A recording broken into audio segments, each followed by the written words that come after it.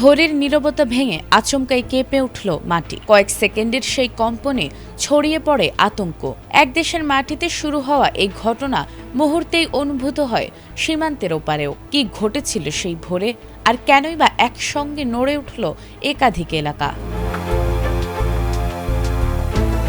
সোমবার ভোরে মিশরের সিনাই উপদ্বীপ এলাকায় শক্তিশালী একটি ভূমিকম্প আঘাত হানে।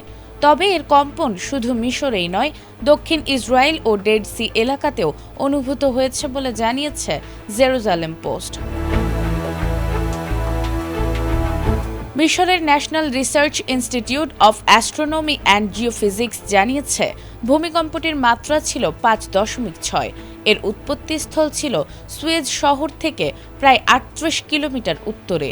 যদিও এখন পর্যন্ত কোনো হতাহত বা বড় ধরনের ক্ষয়ক্ষতির খবর পাওয়া যায়নি, তবে কম্পন অনুভূত হওয়ার পরই বিভিন্ন এলাকায় সতর্কতা জোরদার করা হয়।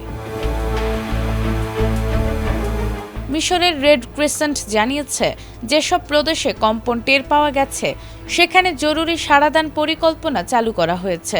সম্ভাব্য ঝুঁকিপূর্ণ ভবন থেকে দূরে থাকতে এবং সরকারি নির্দেশনা অনুসরণ করতে জনগণকে আহ্বান জানানো হয়েছে। অন্যদিকে German research centre for geoscience ভূমিকম্পটির মাত্রা 5.4 বলে জানিয়েছে। তাদের তথ্য অনুযায়ী ভূমিকম্পটির কেন্দ্র ছিল ভূপৃষ্ঠের 10 কিলোমিটার গভীরে। ভূমিকম্পের পর ইসরায়েলের অনেক অ্যান্ড্রয়েড ফোনে স্বয়ংক্রিয় সতর্কবার্তাও পৌঁছে যায়। সেখানে রিখটার স্কেলে 5.9 মাত্রার ভূমিকম্পের কথা উল্লেখ করা হয়। তবে ইসরায়েলের হোম ফ্রন্ট কমান্ড সেন্টার জানিয়েছে, দেশটিতে নতুন করে কোনো ভূমিকম্প সতর্কতা জারি করা হয়নি।